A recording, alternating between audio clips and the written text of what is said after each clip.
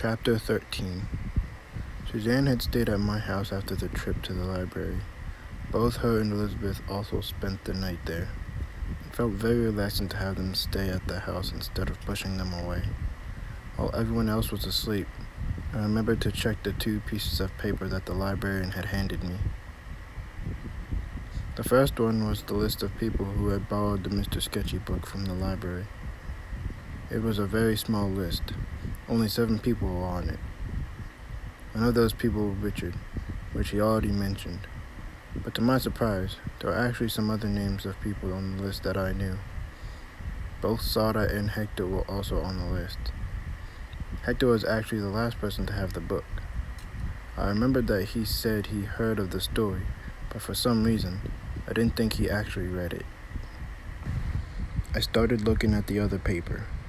Like the librarian said, it seemed to be a torn-up page of an old town census or something similar to that. I could not really get any information from it because everything on the paper was nearly faded, scratched out, or heavily marked. I was about to scrap it, but my eye caught sight of something I could read. It was a name. The first name was mostly scratched out, but specifically the last name was clearly readable. H.R. Sketchy. The last name was the same name as the killer in the book. I started to think about the librarian stating that the book was based on a true story. I also thought about the article Jerutha had looked up. It was not a lot of information to prove anything, but I started to wonder if the supposed killer in the news article was actually named Mr. Sketchy, and if he was one of the people who were murdering people in Windwasher. I wanted to find more details. I first tried to call Hector, but he didn't answer, so I left a message telling him to contact me when he can. I then decided to go talk to Sada, since she was the only other person who I recognized to have read the book. Right before I started walking to her house, Richard came by looking really tired. "Hey, Thomas," he said and yawned. "Did you get any sleep last night?" I immediately asked. "Not much. I was up looking to see if the killer might come to my house, and I was gonna catch him." "Why would he specifically be going to your house?" I painted a 4 on the front of my house. Baiting a dangerous person to your house isn't a good idea, Richard. It is if I spring a trap on him. I was gonna hide in a really good spot, then jump out at him once he falls from my plastic wrap trap. I palmed my forehead and shook my head. But after thinking about what Richard said for a few seconds, I realized he actually had a good idea. "You might be onto something," I said. "I know," Richard responded. "I'm a genius. Still not smart to do it on your own. Next time we will get some professionals." "No, that would make it too obvious. There's ways to do it without making it look obvious, but I'm about to go speak with Sada."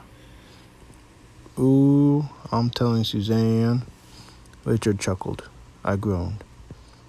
"It's to ask her about the Mr. Sketchy book." "She knows about that book?" "Yeah. I got a list of people who borrowed it from the library, and she's on there." "Let me see that list." I handed Richard the paper, and he unfolded it while pretending to put on glasses. After he read it, he pointed out someone he knew on the list, then quickly ran off to go talk to that person. Once he left, I went to talk to Sada. When I arrived at her house, she was already outside standing on her porch. "Hello, Sada," I said. "What do you want?" she replied, seemingly slightly annoyed that I approached her. I chuckled nervously. "So, I've heard that you read a book called The Tale of Mr. Sketchy. I was wondering what you thought of it." Sada groaned. "I don't know how you found out what I've been reading, but if you're going to tell me that the town is experiencing similar stuff that has happened in the book? Save your breath. I already noticed and told my dad. Oh, that's good. What is he planning to do? That's not important to you. Sarah walked inside. Before I left, I caught sight of Hector. He seemed to be approaching Sarah's house, but I decided to walk over to him just before he arrived. Thomas, he started saying, I didn't expect to see you here. I can say the same, I responded, but I needed to talk to you anyways. Can it wait? I need to talk to the mayor about the murder last night. My eyes went wide. There was a murder last night? Yes. I'll be right back. Hector walked over to the mayor's house and knocked on the door. Sarah answered, and the two of them started conversating. I could not really hear what they were saying, except one line from Sarah. My father isn't here right now.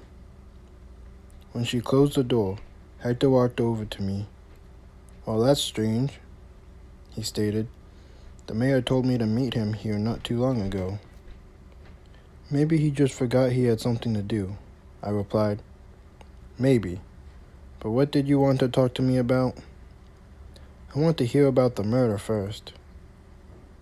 Well, the mayor had intel late last night that there might be an attack, but didn't know which house it would be. I thought to check the houses that had a fall, obviously. I didn't have to search too long. The first one I picked was just house number 4, and it was actually the right house. The family had already been killed before I arrived, though. That's what I was going to report back to the mayor. I shook my head. I can't believe this, I stated. We need to stop whoever this is right now. I agree, Hector said, but I'm not sure how we can do that yet. I think I know how. Then tell me how. I stayed quiet for a few seconds, hesitating to bring up the papers I received yesterday. We might be able to catch whoever this person is before they strike again. I took out the piece of paper that had the list of people who read the Mr. Sketchy book. This is a list of people who have checked out the Mr. Sketchy book in the library. I'm thinking that one of those people who read the story or two influenced by it and wanted to copy it. I gave Hector the list. Hector carefully read the paper as if there was some hidden details to find in it. I'm guessing you came here to talk to Sarah about the book. Yes, I responded. She said she already noticed the similarities and told her dad. Is that so? I'll still investigate her, but I don't think the mayor's daughter would be involved in something like this. He paused for a moment as he continued reading the list of names. I think I'm more suspicious of this person right now. He pointed to Richard's name, and I shook my head once again. How could it be Richard? I asked, frustrated. He has been with us during some of the attackings, and he has been trying to help find the criminal this whole time. This morning, he went to investigate someone he knew on this list, and he even just stayed up all night to try to catch the criminal. It was stupid, but that just shows how dedicated he is. But remember, Thomas, Hector started replying. There was more than one killer, so the times he was with you during a murder, it was his partner doing it. I'm guessing he has at least 2 others. I wouldn't be surprised if the 2 people are also on this list, and he's going to warn them that they are about to be found out. I was trying not to get upset from Hector constantly accusing Richard of the murders, but it was getting hard. I did not know what to say to him at this point, because nothing seemed to change his mind. You'll see, Thomas, Hector said. I didn't think about it when he first told me, but the fact that he had good memory of the Mr. Sketchy story and has been suspicious this whole time makes me believe he definitely is one of the people who are mimicking said story. Hector started walking to the mayor's front door. Are you going to help me go through the people on this list? Once again, I shook my head. Hector shrugged. I'll contact you once I've investigated everyone. When I arrived home, Suzanne was in the living room, sitting on a couch, staring at the wall. She seemed to be in deep thought. "Good morning, babe," I said to her. She seemed slightly startled from my sudden words. She sighed in relief when she turned around and only saw me. "It's just you," she said. "Good morning, honey." She walked closer to me to give me a small kiss on the cheek. "Is everything okay?" I asked. Before she could respond, we heard the mayor on TV, and it caught our attention.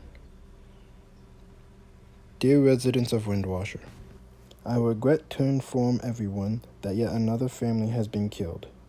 We are working with detectives to make sure the killer is caught.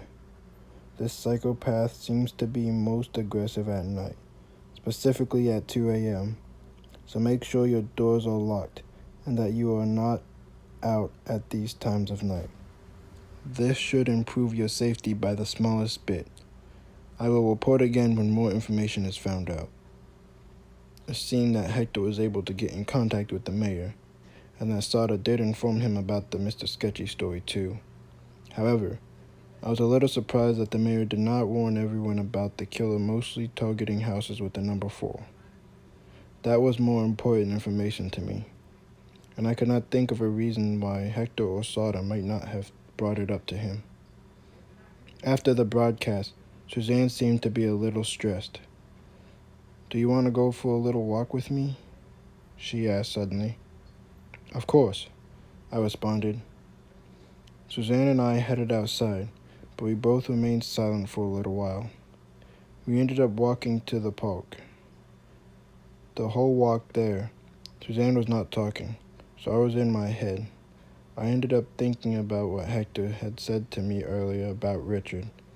It clearly made me stressed out, and Suzanne noticed this. She finally broke the silence when we arrived at the park. "Are you okay?" Suzanne asked. "I'm fine," I replied. "You sure?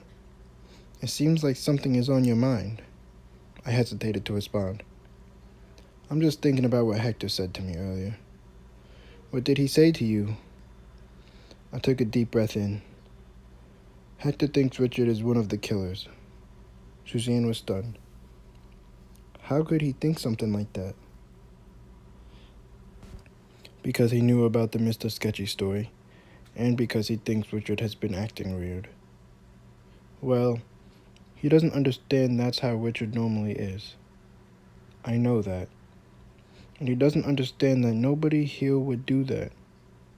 He should suspect someone else who read the story, anyone who doesn't live in this town." Suzanne sat on a bench and seemed to rub sweat off of her face. "Are you okay?" I asked.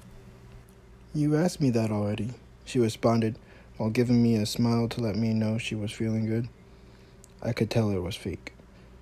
"You never answered when I asked," I chuckled. "What's on your mind?" She took a pause before responding.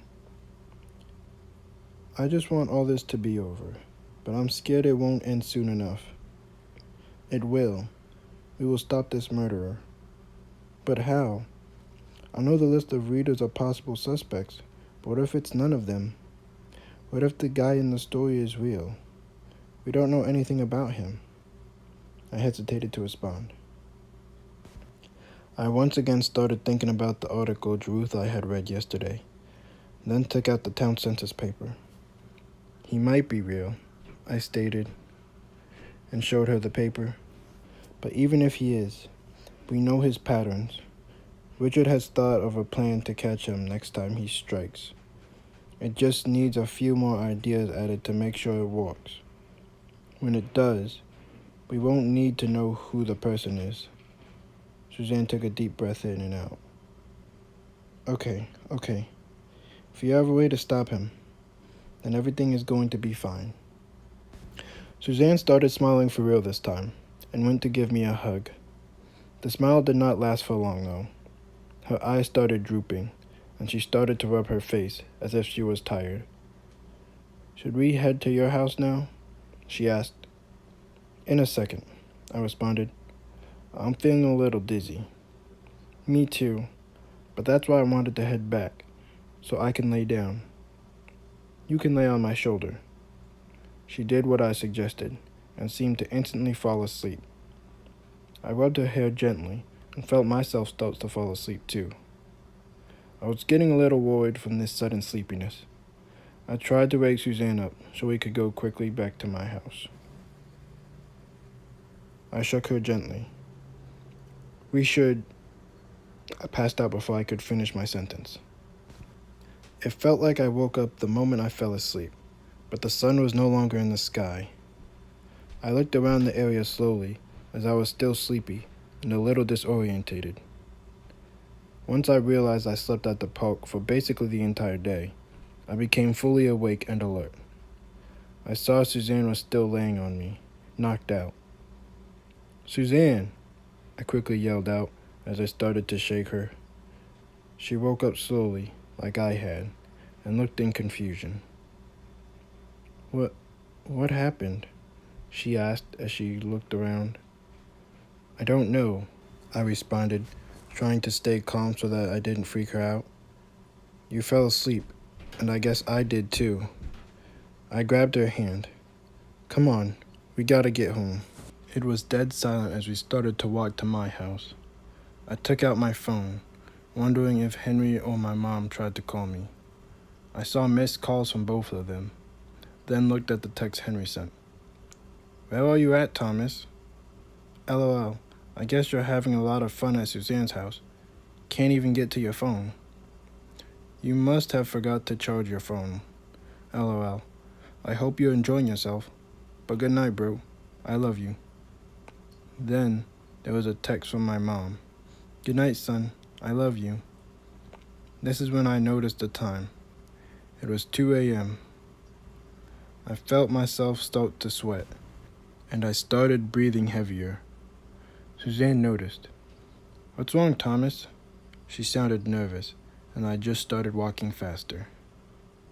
We passed a bush, and a loud, aggressive rustling broke the silence of the night. My heart started pounding. I tried to run, but Suzanne would not move her feet. She was staring at the bush, seemingly paralyzed. I could basically see her heart pounding out of her chest, as her whole body shook in fear. "Let's go!" I shouted while trying to pull her, but she still wouldn't budge. "I can't move," she replied, as she started crying. "Yes, you can. Let's go!" I kept trying to pull her, but she still wouldn't move. Suddenly, Suzanne started slowly walking towards the bush, like she was possessed. "Thomas," she cried out, "help me!" I continued to try to pull her, but I was being pulled instead. I got in front of her and tried to push her instead, but it was like trying to push against a moving car. I moved out of her way and watched helplessly as she came in contact with the rustling bush. Someone's hand sprung out of the bush and grabbed her. Suzanne finally seemed to come to her senses and tried to run away, but it was too late. The person had a firm grasp on her, and she could not break free no matter how hard she struggled. I stood frozen and in tears as she was pulled into the bush while she screamed for me to help. Suzanne's screams faded when she entered the bush. The rustling stopped too, and everything became silent.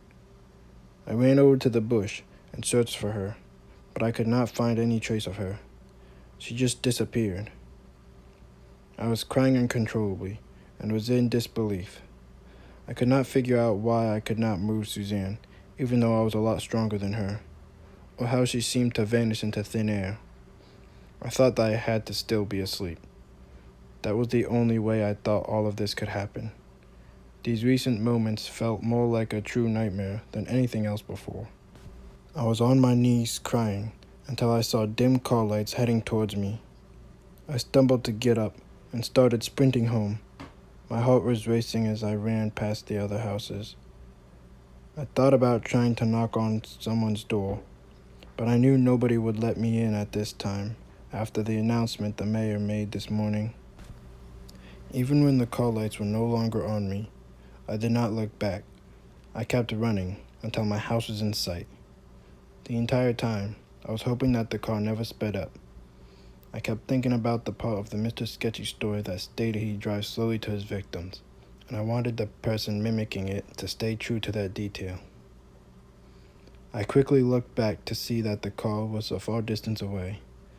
I felt the slightest bit of relief, but when I turned back towards my house, I saw another car blasting blinding lights as it raced down the street towards me.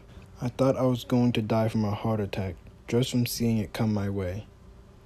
I quickly sprinted off the street and hid behind the house I was near. I heard the car speed past as I sat against the house and tried to catch my breath. A sudden banging made me jump to my feet, and I backed away from the house. A shadowy man was standing in the upstairs window, looking down at me. I continued to back away slowly until I once again saw dim car lights. The car was slowly driving to the backyard of the house. I screamed internally and ran to my house. When I finally got home, the door was locked. For some reason, I did not think it would be. I looked to the street to see the speeding car coming towards me once again. I banged on the door for a few seconds and screamed Henry's name. It felt like hours went by, but Henry eventually opened the door and quickly locked it once I entered. I looked out the window to see if one of the cars had parked near my house. To my surprise, neither car appeared to be on the street at all. It was like they vanished. "What happened?" Henry asked, sounding worried. I could hardly breathe, so I waited a few seconds to respond. Even when I did, I took deep breaths between my words. "Killers chased me. I ran." Henry's eyes widened, and he started frowning. "Are you serious? Did they attack you at Suzanne's house? Is she still there?" That's when I fell to my knees and broke down into tears once again.